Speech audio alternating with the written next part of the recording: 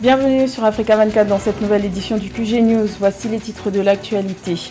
Solidarité exercée en Afrique centrale. Le Gabon offre 500 millions de francs CFA à la Guinée équatoriale. Un don effectué en guise de soutien aux sinistrés après la récente explosion survenue à Bata. Le secteur bancaire camerounais ne faiblit pas malgré la crise sanitaire. L'encours des crédits bancaires a connu une augmentation de plus de 6% en 2020. Les mesures ripostes prises par la sous-région d'Afrique centrale ont été bénéfiques à l'économie camerounaise. Et Julien Minavoa exécutera un 3e mandat consécutif à la tête du Comité national olympique et sportif béninois. Candidat à sa propre succession, il a été reconduit à son poste à l'issue de travaux qui ont connu la participation de 28 fédérations sportives.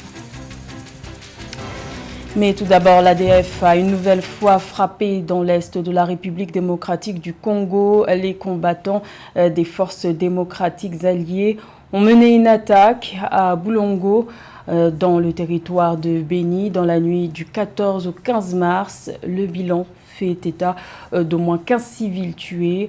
Rappelons que le 10 mars, ce groupe armé d'origine ougandaise a été enregistré par les États-Unis comme étant affilié à Daesh. Depuis 2014, l'ADF est le groupe armé le plus meurtrier dans l'est de la République démocratique du Congo. Le Gabon fait preuve de solidarité envers la Guinée équatoriale. Le pays a décidé d'effectuer un don de 500 millions de francs CFA pour venir en aide aux sinistrés de la catastrophe survenue le 7 mars à Bata. Une explosion qui a occasionné une centaine de décès et près de 600 blessés. D'importants dégâts matériels ont également été constatés. Un sujet de Joël-Marie Ballot.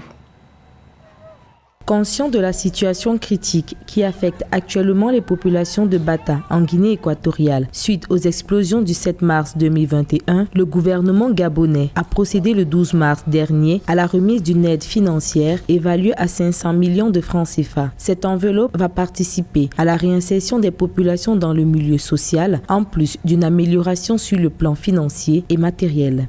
Compte tenu du fait que des pays comme l'Espagne, la France, Israël, le Venezuela, le Qatar et d'autres pays ont déjà apporté des médicaments, des hôpitaux de campagne et du matériel de santé dans le pays, la priorité est en ce moment de fournir de la nourriture et un hébergement aux victimes. Les besoins des sinistrés sont d'ordre financier, nutritionnel, logement. Cet apport financier du Gabon, bien accueilli par les populations sinistrées de Bata, résulte de la demande d'aide à la communauté internationale effectuée par le chef d'État équato-guinéen Teodoro Obiangema Mbazogo. Il est également nécessaire qu'une assistance psychologique soit apportée aux personnes qui ont perdu des êtres chers et la nécessité de gérer l'aide avec une transparence maximale, d'atteindre les personnes dans le besoin. En rappel, le gouvernement équato-guinéen avait mis à la disposition des sinistrés de la ville de Bata 10 milliards de francs CFA, une enveloppe qui entre dans le fonds de secours pour répondre à cette catastrophe. Selon un bilan officiel encore provisoire du gouvernement, cette catastrophe a fait au moins 100 morts et plus de 650 blessés. Également dans l'actualité en Libye, la journée de ce lundi 15 mars a été marquée par plusieurs prestations de serment. Le Premier ministre de transition, Abdelhamid Debeba, et les membres de son gouvernement ont prêté serment devant la Cour suprême de Tripoli et devant la Chambre des représentants de Tobrouk. Des actes qui marquent une nouvelle étape dans le processus de paix engagé en Libye pour la tenue d'élections en décembre 2021. Rappelons que le 9 mars, le Premier ministre de transition et son gouvernement avaient obtenu la confiance du Parlement, un vote qualifié d'historique par de nombreux observateurs. La stratégie de riposte économique mise en place en Afrique centrale pour faire face à la pandémie de Covid-19 a porté ses fruits dans le secteur bancaire camerounais. Le Cameroun a connu une augmentation de 6,7% de l'encours des crédits octroyés par les banques aux entreprises et aux particuliers en 2020. Le point avec Lorita Simbo. Au Cameroun, malgré l'impact de la pandémie de Covid-19 en 2020 dans le secteur bancaire, l'encours des crédits octroyés par les banques camerounaises aux entreprises et aux particuliers a cru de 6,7%. C'est ce que révèle l'Association professionnelle des établissements de crédit du Cameroun, APC-CAM. L'augmentation de l'encours de crédit octroyé par le système bancaire aux entreprises est raisonnable et est de loin en dessous de ce qui est demandé par le marché des entreprises. Parce qu'il ne faut pas oublier que le secteur bancaire continue à être très frileux envers le crédit, ce qui fait que la demande de crédit des entreprises est beaucoup plus grande que ce qui est offert. L'augmentation de l'encours des crédits bancaires au Cameroun en 2020 découle d'un ensemble de mesures prises par la Banque centrale des États de la CEMAC dès le début de la pandémie dans cet espace communautaire à 6 États. En effet, en riposte au coronavirus, la BEAC a réuni les membres de son comité des politiques monétaires par visioconférence le 27 mars 2020.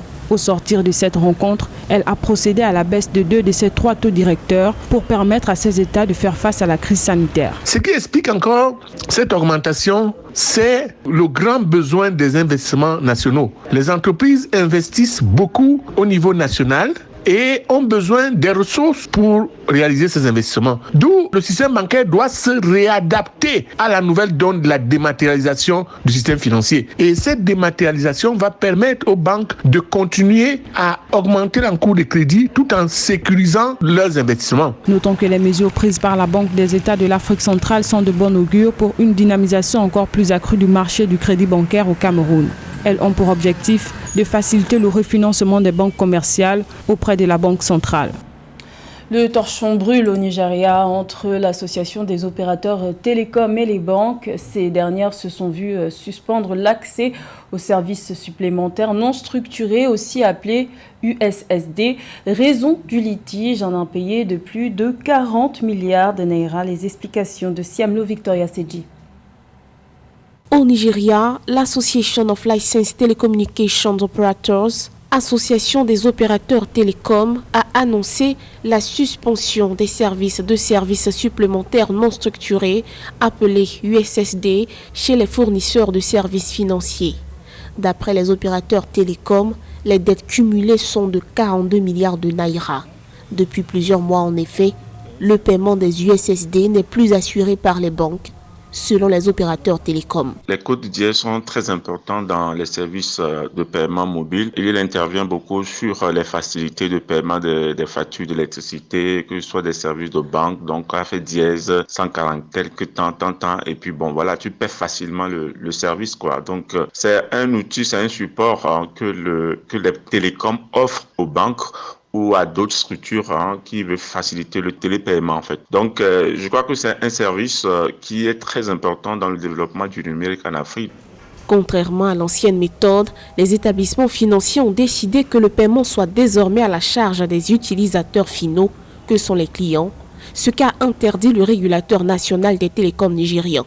Il estime pour sa part que c'est aux banques de négocier le règlement des opérations en suspens. Je crois que dans tout cela, ceux qui ont à perdre, ce sont les banques, ces institutions. Et l'autre problème, c'est que en vouloir facturer les utilisateurs peuvent préférer ne pas utiliser ces canaux parce que le coût leur reviendra cher. Maintenant, c'est de trouver, comme on le dit, le modus vivendi, il faut qu'ils trouvent la formule nécessaire pour pouvoir s'en sortir, quoi. En attendant qu'un accord soit trouvé, la sanction devrait tomber dès ce lundi, ainsi en ont décidé les opérateurs télécoms. Selon leurs précisions, les services USSD seront d'abord retirés aux plus gros débiteurs dès ce 15 mars 2021. Atteindre un taux d'électrification de 100% d'ici 2024-2025 contre 85% actuellement, c'est l'ambition du Ghana, ou plutôt de son président Nana Akufo-Addo, qui désire parvenir à cet objectif avant la fin de son mandat en cours. Ce dernier s'est dit soucieux d'offrir une énergie abordable aux populations. Plus de détails avec Mildred Yamou. Le Ghana améliore progressivement l'accès des populations à l'électricité. Les consommateurs pourront bientôt bénéficier d'une électricité plus abordable grâce aux améliorations faites dans le secteur électrique du pays. L'assurance a été donnée par le président Nana Akufo-Addo lors d'un discours à la nation.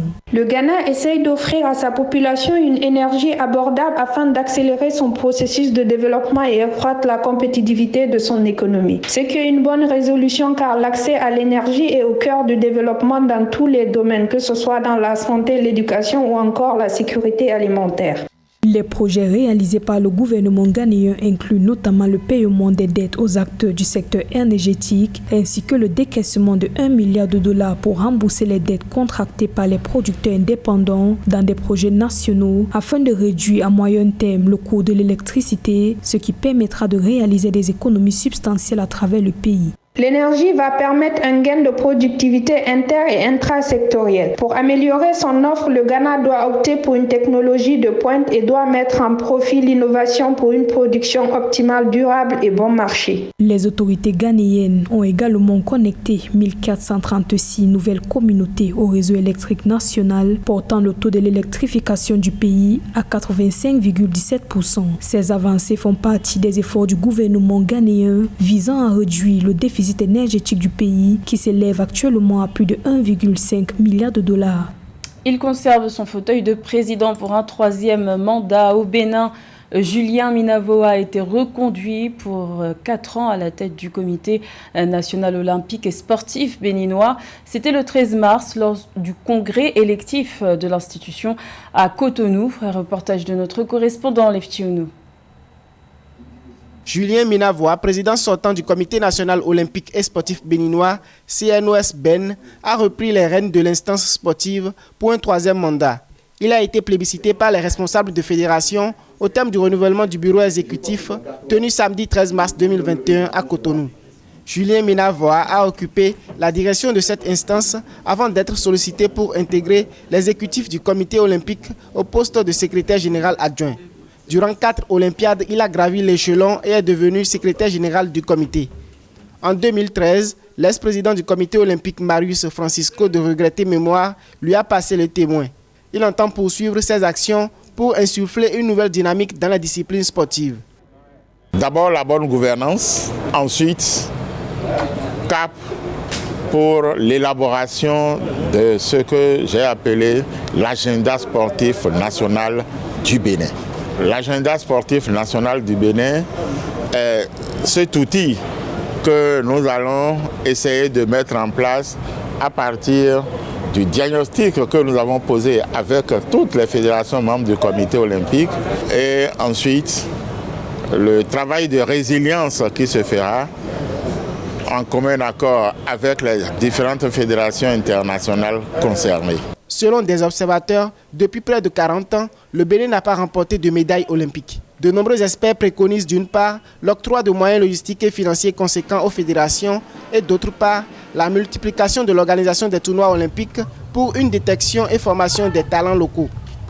Je dirais tout simplement que le travail doit être fait par tout le monde, puisque les athlètes émanent d'abord des différentes fédérations sportives. Donc le travail de fond et de base doit être fait déjà au niveau des fédérations. A noter que le Comité national olympique et sportif béninois CNOS-BEN compte 28 fédérations sportives. L'exécutif de cette institution est constitué de 13 membres élus pour un mandat de 4 ans. C'était le journal de la rédaction. Merci de l'avoir suivi. L'information continue sur Africa 24.